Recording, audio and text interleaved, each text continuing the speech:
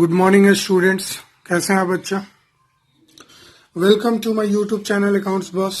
Chapter मैं आपको पढ़ा रहा था बच्चे, डिसोल्यूशन ऑफ पार्टनरशिप फॉर्म। आज उसका लेक्चर नंबर 2 यानी सेकंड डे है। टॉपिक आज हम आपको पढ़ाएंगे सेटलमेंट ऑफ अकाउंट्स, कैसे कुछ अकाउंट्स को सेटल किया जाता है। मैंने पहले ही बताया था आपको फर्स्ट लेक्चर में कि डिसोल्यूशन का मतलब होता है कि बिजनेस का शटर बंद होना, यानी बिजनेस परमानेंटली क्लोज होना। यानी हिंदी में अगर बात करें तो डिसोल्यूशन का मतलब होता है विघटन। विघटन मतलब अंत।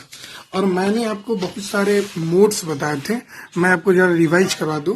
सबसे पहला तरीका था भाई म्यूचुअल एग्रीमेंट। म्यूचुअल एग्रीमेंट से आप अपने पार्टनरशिप फॉर्म को डिसॉल्व कर सकते थे।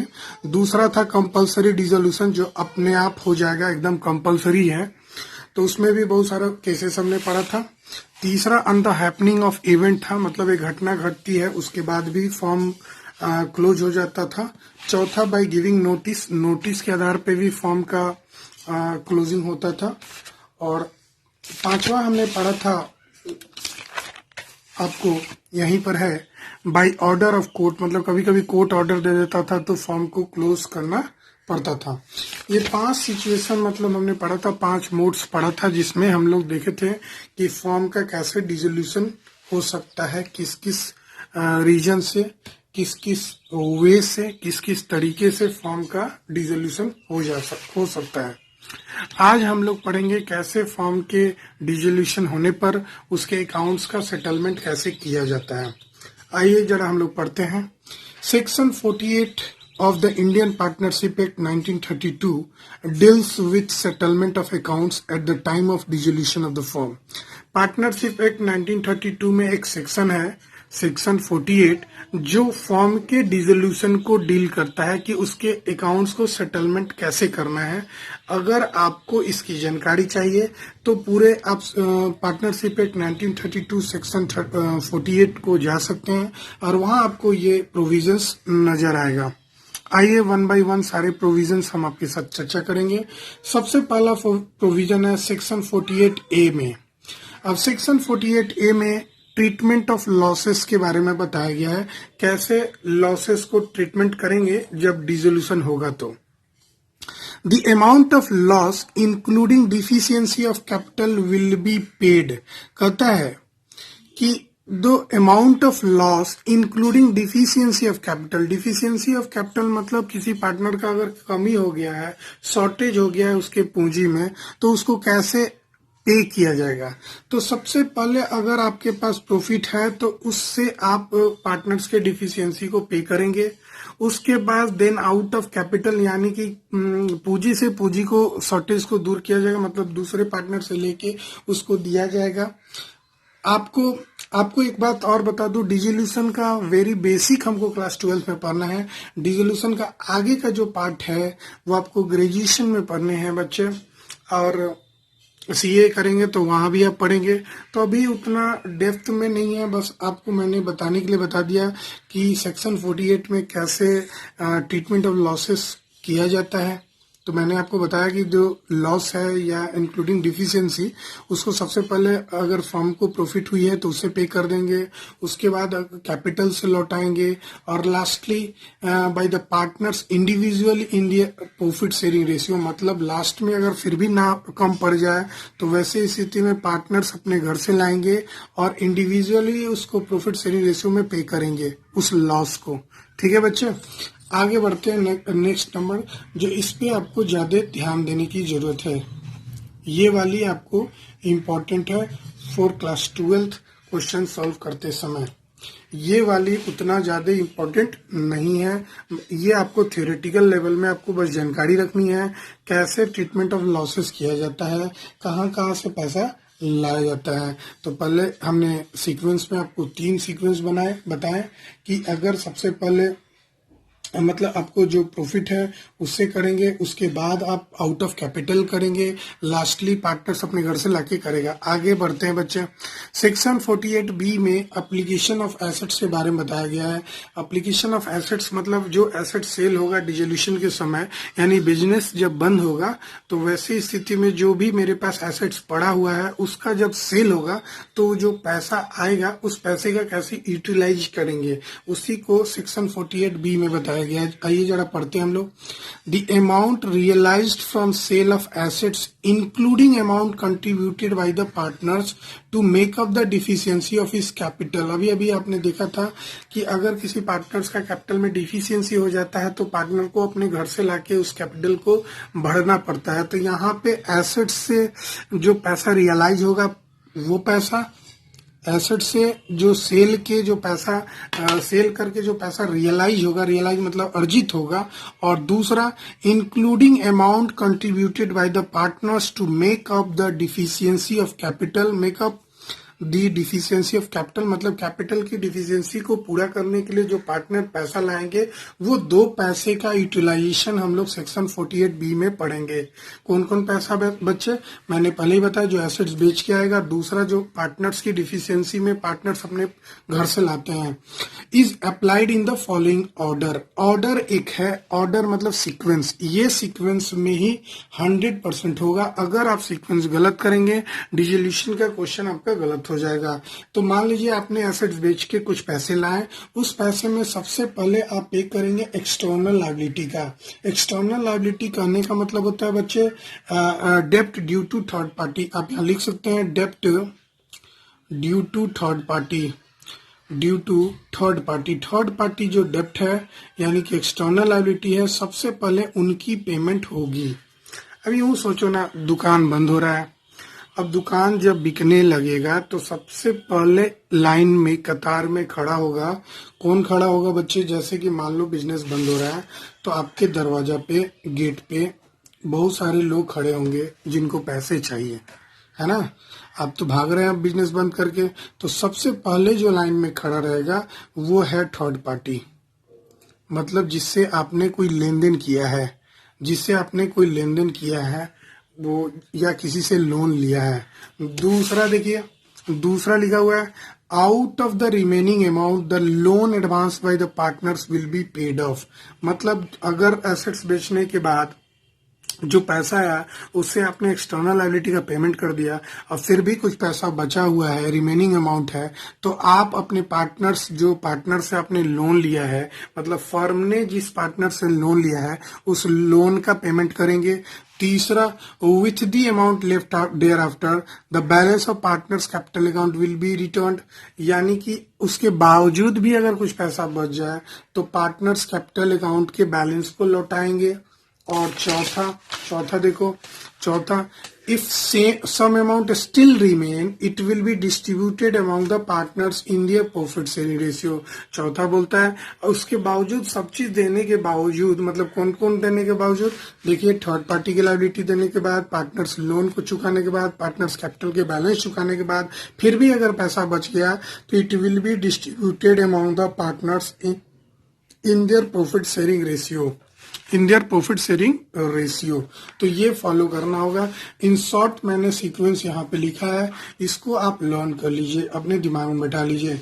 यानी कि मैंने आपको जैसे बताया कि अगर दरवाजे पे सबसे पहले कोई आएगा आपसे पैसा मांगने तो वो होगा नंबर 1। लाइन में तो बहुत सारे आदमी आएंगे ना, जो जिससे आपने बिजनेस कर रखा है वो सारे लोग आ जाएंगे आपके दरवाजे पे।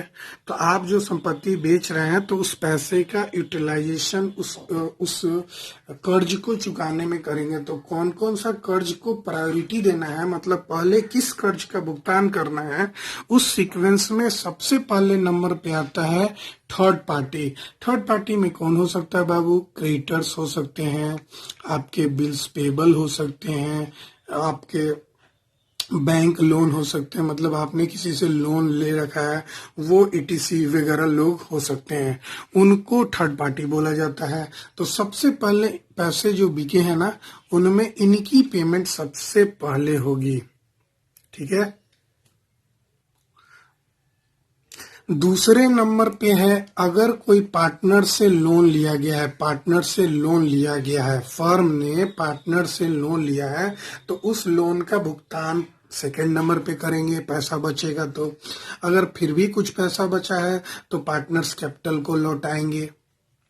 पार्टनर्स कैपिटल को लौटाने के बावजूद भी पैसा बच गया है तो प्रॉफिट शेयरिंग रेशियो में बांट लेंगे। तो ये 4 सिचुएशंस, 4 सीक्वेंस जो दिया हुआ है, इसी सीक्वेंस में पैसे को लौटाना है अपने जो एसेट्स बेचे हैं या पार्टनर्स वगैरह से जो मंगाए हैं, उस दोनों पैसे का यूटिलाइजेशन सबसे पहले थर्ड पार्टी के लिए करना है।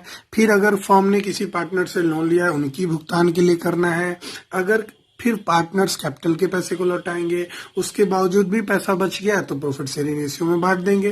तो ये सीक्वेंस जो है आपको लर्न कर लेना है, जो मैंने यहाँ पे भी बहुत अच्छे तरीके से शॉर्ट में लिखा हुआ है। ठीक है, तो आप आशा करते हैं आपको याद हो जाएगा। आइए हम इसके बेसिस पे एक प्रैक्टिकल क्वेश्चन समझते हैं और दिमाग आपका खुल जाएगा, और फिर आशा करते हैं कि इसके बाद आपको कोई प्रॉब्लम नहीं होगा, मेरा मानना है। आइए कहाँ तक हम सही होते हैं। आइए for example let suppose A B and C are equal partners. मान लेते हैं, सपोज करते हैं ए बी सी 3 तो पार्टनर है जो इक्वल पार्टनर्स हैं। ठीक है बच्चे, they decided to dissolve the firm. Dissolve का मतलब हुआ वो चाहते हैं अपने बिजनेस को परमानेंटली क्लोज कर दें, विघटन कर दें। विघटन मतलब अंत कर दें। तो वैसे सिचुएशन में on the date of dissolution following was the position. क्या पोजीशन था कि उनके पास क्रेडिटर्स थे, उनके पास कैपिटल था ए का 50,000, बी का कैपिटल था 40,000, सी का कैपिटल था 30,000, क्रेडिटर थे 25,000 का, बीज वाइफ लोन था 35,000। बी ने अपने वाइफ से, मतलब फर्म ने बी के वाइफ से भी लोन ले रखा था 35,000 का। उसके बाद फर्म ने ए से लोन लिया था, एज लोन 30,000। देखो यहाँ बीज वाइफ लोन है, यहाँ पे एज लोन है, जरा ध्यान दीजिएगा। All their assets were sold and they realized rupees 2,10,000। उनके पास जितने एसेट्स थे उनको बेच दिया गया और 2,10,000 इकट्ठा किया गया। Explain how the amount of 2,10,000 will be used in the given case। ये जो ऊपर गिवन केस है उसमें कैसे 2,10,000 का यूटिलाइजेशन होगा। आइए हम लोग शुरू करते हैं बच्चे सॉल्यूशन के साथ। अगर आपसे बन जाए तो खुद कोशिश कीजिएगा, आपको बस सीक्वेंस याद होगा तो आप खुद से भी बना लेंगे। तो फर्स्ट ऑफ ऑल किसकी पेमेंट होगी, आइए शुरू करते हैं। फर्स्ट ऑफ ऑल डेब्ट्स की भुगतान होगी, और वो डेब्ट्स कितना है, तो debts of rupees third party.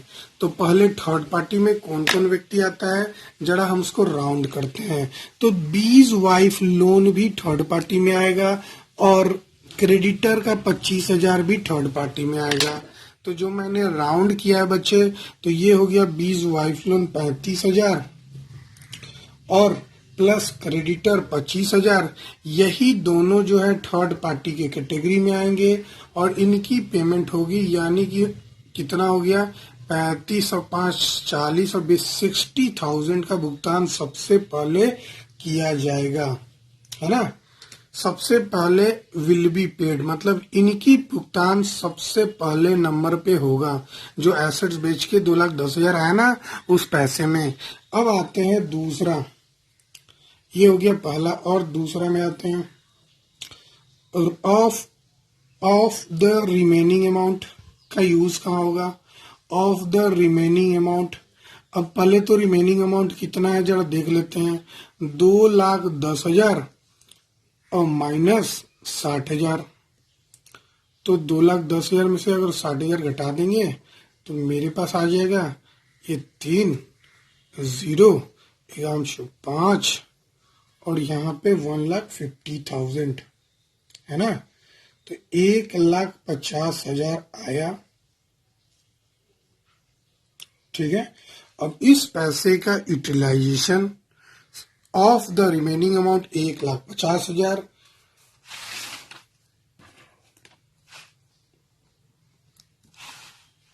will be used to pay A's loan. आपने देखा था एज लोन था of rupees 10,000, sorry, A's loan कितना था जरा देख लेते हैं, 30,000। तो एज का लोन होगा बचे हुए पैसे में से, है ना। तो आपने सबसे पहले नंबर पे अगर किसी को पे किया तो क्रेडिटर्स और 20 वाइफ लोन, मैं फिर से लिख दूं 20, यहाँ लिख देता हूं क्रेडिटर और plus 20 wife loan. 20 wife loan जो है ना, मतलब अगर किसी के वाइफ से या किसी के सन से, किसी के डॉटर से, किसी के ब्रदर से, किसी के सिस्टर से अगर आप लोन लेते हैं तो वो लोन थर्ड पार्टी कैटेगरी में आता है, ठीक है ना। तो बैंक लोन हो जाए या किसी का वाइफ का लोन हो जाए, किसी के हस्बैंड का लोन हो जाए, मतलब पार्टनर से रिलेशन रखना है कि पार्टनर्स का वाइफ है, पार्टनर्स का सन है, पार्टनर्स का डॉटर है, मतलब पार्टनर्स का कोई भी रिलेटिव है, तो वो थर्ड पार्टी लोन के कैटेगरी में आएगा। तो मैंने जो 2,10,000 बचा था उसमें से 60,000 सबसे पहले आउटसाइडर लायबिलिटी का पेमेंट कर दिया। फिर जो रिमेनिंग अमाउंट 1,00,000 बचा है उस विल बी यूज टू पे ऑफ एज लोन ऑफ 30,000। अब तीसरे नंबर पे आ गया विथ द रिमेनिंग अमाउंट। फिर विथ द रिमेनिंग अमाउंट देखते हैं, विथ द रिमेनिंग अमाउंट। अब रिमेनिंग अमाउंट कितना बचा है जरा देख लेते हैं। 1,50,000 उधर बचा था, उसमें से फिलहाल हमने 30,000 और खर्चा कर दिए एक लोन को चुकता करने में, तो रिमेनिंग अमाउंट बचा 1,20,000। और 1,20,000 जो ये बचा है ना, द बैलेंस जो बचा है ना, ये विल बी यूज्ड टू पे the balance of capital account. देखते हैं कैपिटल अकाउंट का हम लोग पे कर पाते हैं कि नहीं, जरा देखते हैं बाबू। तो कैपिटल अकाउंट जरा देख लो, 50, 40, 90 और 30, 1,20,000। वाओ, ये तो उतना ही हो रहा है। यानी तीसरे नंबर पे जो थर्ड नंबर पे हम पेमेंट करेंगे, वो जो रिमेनिंग अमाउंट 1,20,000 है उसका यूज करेंगे पार्टनर्स के कैपिटल अकाउंट को बैलेंस करने के लिए। यानी कि अगर हम बात करें तो कितना हो जाएगा, तो 1,20,000 में से सबसे पहले जो हम पे करेंगे वो एक ABC का कंबाइंड कैपिटल पे करेंगे बच्चे। ऐसा नहीं कि ए को पहले करेंगे बी को बाद में करेंगे, ऐसा भी नहीं करेंगे। तो ये 30,000, मतलब कहने का मतलब है 1,20,000 में से इनकी पेमेंट होगी, तो 1,20,000 ये हुआ और यहाँ भी 1,20,000 ही बचा। देख लो 70 5 1,20,000, तो पैसा बचा नील। अब पैसा बचा नील यानी चौथे नंबर पे कोई भी यूज नहीं होगा। As no surplus is left, nothing, कोई सरप्लस नहीं बचा है, तो nothing will be distributed among the partner, distributed among the partners. अब कोई पैसा ही नहीं बचा कि पार्टनर्स का यूज होगा। मैंने पहले ही बोला बाबू कि आपके पास 2,10,000 है। इस 2,10,000 में सबसे पहले आप थर्ड पार्टी का करेंगे। थर्ड पार्टी में क्रेडिटर है 60,000 का और 20 वाइफ लोन है। फिर आप किसका करेंगे, एज लोन 30,000 का करेंगे। फिर किसका करेंगे, तो आपके पास अब बचेगा 1,20,000, है ना। 1,20,000 बचेगा। अब इस 1,20,000 का भुगतान आप कहाँ पे कर लेंगे बच्चे, तो पार्टनर्स कैपिटल के चुकता करने में। ABC का जो है पार्टनर्स का कैपिटल यानी 50,000, 40,000 और 30,000 जो इनकी कैपिटल है इनकी पेमेंट में यूज करेंगे। उसके बावजूद भी अगर पैसा बचेगा तो हम लोग प्रॉफिट शेयरिंग रेशियो में बांट लेंगे पार्टनर्स के बीच में। लेकिन यहाँ पे तो कोई सरप्लस बचा ही नहीं भाई। मेरे पास तो 1,20,000 सरप्लस था और पूरे पार्टनर्स के कैपिटल के बैलेंस को चुकता करने के बाद बचा कितना, नील, यानी कोई सरप्लस नहीं बचा है। और जब कोई सरप्लस नहीं बचेगा तो nothing will be distributed among the partners. Concept समझ गया ना बच्चे? तो यहाँ पे आपने गौर किया कि मैंने इसी सीक्वेंस का यूज किया। अगर आप सीक्वेंस मेंटेन नहीं करेंगे तो आप एग्जाम में गलत कर लेंगे। यानी आपके पास जो एसेट्स वगैरह बेचेंगे, आपको बेचना हम सिखाएंगे कैसे एसेट्स को बेचना है और आपको पैसे कैसे इकट्ठा करना है। उस पैसे को इकट्ठा करके आप पैसे को कैसे चुकता करेंगे, वो सीक्वेंस आपको लर्न एकदम अच्छे से करना है। अगर ये सीक्वेंस आपके दिमाग में बैठ गया तो आप डिसोल्यूशन के सबसे बेस्ट स्टूडेंट हो गए। ठीक है ना? क्या क्या करना है बच्चे, मैं फिर से आपको रिवाइज करवा दूं। थर्ड पार्टी के लायबिलिटी का चुकता करना है। दूसरा, किसी पार्टनर से फर्म ने लोन लिया है उसका पैसा लौटाना है। तीसरे नंबर पे पार्टनर्स कैपिटल के को लौटाना है। और फिर भी अगर उसके बावजूद भी कुछ पैसा बचता है तो पार्टनर्स आपस में अपने ओल्ड रेशियो में डिस्ट्रीब्यूट कर लेंगे। ठीक है ना? डिवाइड कर लेंगे। क्लियर है ना? तो ये 4 सीक्वेंस होते हैं। ये चारों सीक्वेंस को अपने दिमाग में अच्छे से बैठा लीजिए। आइए एक और छोटे छोटे क्वेश्चन जो 1 मार्क्स के क्वेश्चंस हैं, आपके एग्जाम के लिए इंपॉर्टेंट है, उसको भी हम आपके साथ शेयर करते हैं। तो सबसे पहले A and B are partners in a firm sharing profits in the ratio of 3:2। A B 2 partner है जिनकी प्रॉफिट शेयरिंग रेशियो 3:2 है। मिसेज ए, एमआरएस पे ध्यान दीजिएगा बच्चे, बहुत सारे बच्चे ये मिस्टर और मिसेज का चक्कर में फंस जाते हैं। अब ए की वाइफ है, ये Mrs A has given a loan of 20,000। A की वाइफ ने 20,000 का लोन दिया है, किसको? तो फर्म को। And the firm also taken a loan of 10,000 from B. यानी फर्म ने सबसे पहले तो मिसेज ए से लोन लिया है और बी से भी लोन लिया है। The firm was dissolve and its assets were realised for 25,000। उनके एसेट्स बेच के 25,000 रुपया आता है। State the order of payment of Mrs A's loan and B's loan with reason. आपको रीजन के साथ कैसे आप सेटलमेंट करेंगे इस 25,000 रुपया का आपको दिखाना है। If there were no other creditors of the firm. इसके अलावा एक्स्ट्रा जानकारी में क्वेश्चन में दिया हुआ है कि कोई भी क्रेडिटर्स एक्स्ट्रा में मौजूद नहीं है। तो आइए इस सीक्वेंस को मेंटेन करने के लिए हम लोग सोल्यूशन नंबर 1 पे आते हैं। तो सोल्यूशन नंबर 1 में आप देखें तो अगर हम बात करें अकॉर्डिंग टू सेटलमेंट की सेक्शन में है तो 48 में है, याद रहेगा ना? According to the section 48। वैसे एग्जाम में सेक्शन लिखने की जरूरत नहीं है, फिर भी मैं समझाने के लिए लिख दे रहा हूं। ऑफ द इंडियन, आपको सेक्शन उतना याद करने की जरूरत नहीं है, आप 12th में हो, सी के स्टूडेंट रहते तो आपको काम आता, वैसे आप याद कर लेना।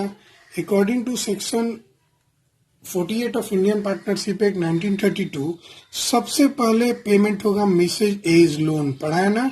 सबसे पहले थर्ड पार्टी है, ये मिसेज ए लोन जो है ना वो थर्ड पार्टी है। तो ऑफ ₹20,000 जो मिसेज एज लोन का 20,000 है will be paid before payment of B's loan. मतलब बी के लोन के पहले इसके मिसेज ए के लोन को चुकता करना है। देयर आफ्टर, उसके बाद अगर कोई पैसा बचता है तो क्वेश्चन में हम लोग फिर से एक बार देख लेते हैं पैसा बचता है कि नहीं। तो एसेट्स बेच के पैसा आया था 25,000। ए का लोन था, मिसेज ए का लोन था 20,000। अब फॉर्म का बी को दिया लोन लिया था फॉर्म बी से 10,000।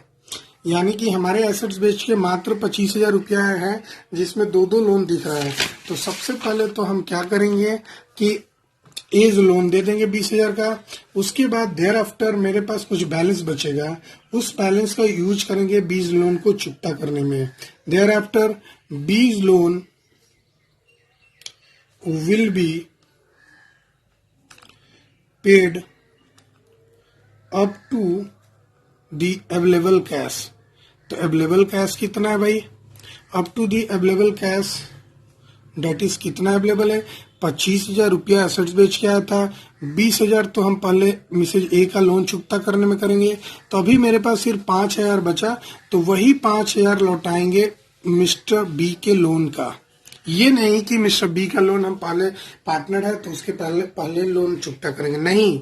कहता है सेक्शन 48 कि पहले थर्ड पार्टी का चुकता करना है, तो मिसेज ए लोन जो है वो थर्ड पार्टी की कैटेगरी में आती है, तो सबसे पहले उसकी पेमेंट होगी। उसके बाद अगर कुछ पैसा बचता है तो उसमें से जितना हो सके, ये नहीं कि पूरा पूरा हमको चुकता करने की जरूरत है, जितना हो सके। जैसे इसी क्वेश्चन में मेरे पास एक्स्ट्रा 5,000 है, जबकि बी का लोन 10,000 था, तो हम जितना पैसा है उतना ही ना लौटाएंगे बच्चा, है ना।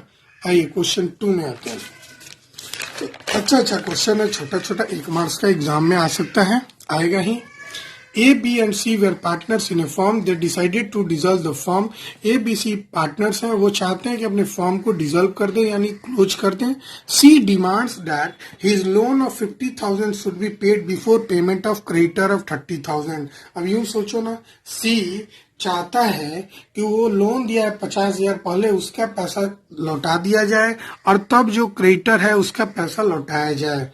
आपसे क्या पूछा गया है, जरा क्वेश्चन देख लेते हैं। However B fees debt creditor should be paid before payment of C's loan, who is correct. वाह, कितना अच्छा क्वेश्चन है। आप तो ऐसे ही बता देंगे कौन करेक्ट है बच्चे।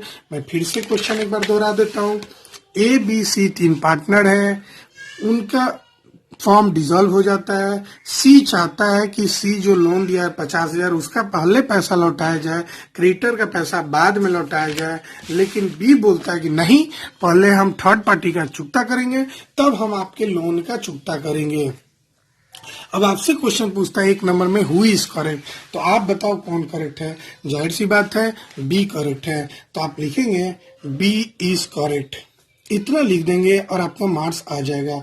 अगर आप रीजन पढ़ेंगे तो रीजन भी आपको बता देते हैं। अकॉर्डिंग टू, फिर से वही सेक्शन है, according to section 48 of Indian Partnership Act 1932, debts due to third parties, debt due to third parties are paid before payment of partners loan. Partners loan के पेमेंट के पहले थर्ड पार्टी के loan को चुकता करना जरूरी है। ये पार्टनरशिप एक्ट 1932 में दिया गया है। आइए तीसरा क्वेश्चन पे हम लोग ध्यान देते हैं बच्चे। X Y and Z were partners in a firm sharing profit and losses in the ratio of equally. A B C 3 partner है, इनकी प्रॉफिट शेयरिंग रेशियो बराबर बराबर है। They decided to dissolve the firm, वो चाहते हैं कि firm को क्लोज कर दे permanently. Z demands that his loan of 50,000, जेड्स डिमांड दैट उसका जो लोन है 15,000 should be paid before payment of capital of the partner. Z चाहता है कि उसका लोन का पेमेंट पहले हो, तब कैपिटल का पेमेंट हो। However x demands that capital should be paid before wise loan. अब एक्स कहता है कि नहीं, पहले वाई के लोन से पहले उसका पेमेंट हो, ठीक है ना। अब Jades demanded his loan of 15 should be paid before payment of capital of the partner. However x demanded capital should be paid before wise loan की जगह पे आप जेड्स लोन लिख दो। जरा क्वेश्चन हमको लग रहा है गलत है। Before Jades loan, who is correct, मतलब जेड ने आपने देखा Z demanded his loan of 15,000 should be paid before capital of the partner, और एक्स चाहता है कि उसका कैपिटल पहले लौटा दिया जाए जेड के लोन के पहले। हु इज करेक्ट, कौन करेक्ट है। अब आप ही बताओ कौन करेक्ट है। जेड चाहता है कि उसका लोन का चुकता हो जाए, एक्स चाहता है कि नहीं पहले कैपिटल का चुकता हो जाए। तो कौन सीक्वेंस पहले है, मैंने पहले ही बताया था, पहले थर्ड पार्टी, फिर पार्टनर्स लोन, फिर पार्टनर्स कैपिटल, फिर प्रॉफिट शेयरिंग रेशियो, यही ना हमने सीक्वेंस बताया था। तो आपने देखा कि पार्टनर्स लोन का चुकता पहले होगा पार्टनर्स कैपिटल से, तो आप बताओ कौन सही है। तो जाहिर सी बात है जेड चाहता है कि उसका लोन का चुकता पहले हो, तो यानी जेड सही है। तो तीसरा का आंसर आप अगर लिखेंगे बच्चे एक ऐसे एक लाइन में, तो आप लिखेंगे जेड इज करेक्ट, जेड सही है ना। अगर आप प्रूव करना चाहें तो लिख सकते हैं according to section 48 of Indian Partnership Act 1932, partners loan जो है, पार्टनर्स लोन पहले पेड होगा, is paid before partners capital, before payment of partners capital, मतलब पार्टनर्स कैपिटल अकाउंट के पेमेंट से पहले पार्टनर्स लोन अकाउंट का पेमेंट होगा। यानी कि यहाँ पे जेड सही है, एक्स गलत है ना। तो ये 3 क्वेश्चन मैंने छोटे छोटे आपके साथ कराया और आशा करते हैं आप सीक्वेंस, आज मैंने आपको सिर्फ सीक्वेंस बताया कि एसेट्स बेच के कैसे कैसे पेमेंट होगा, उस सीक्वेंस को आप याद कर लीजिए। आशा करते हैं आप सीक्वेंस को याद कर लिए होंगे। कोई डाउट हो तो मुझे व्हाट्सअप करें प्लीज, और दूसरी बात आप कमेंट भी कर सकते हैं, मैं आपको फिर से बता दूंगा अगर कोई डाउट होगा। तो आशा करते हैं आप समझ गए होंगे। चलिए मिलते हैं हम लोग नेक्स्ट लेक्चर में। Bye bye.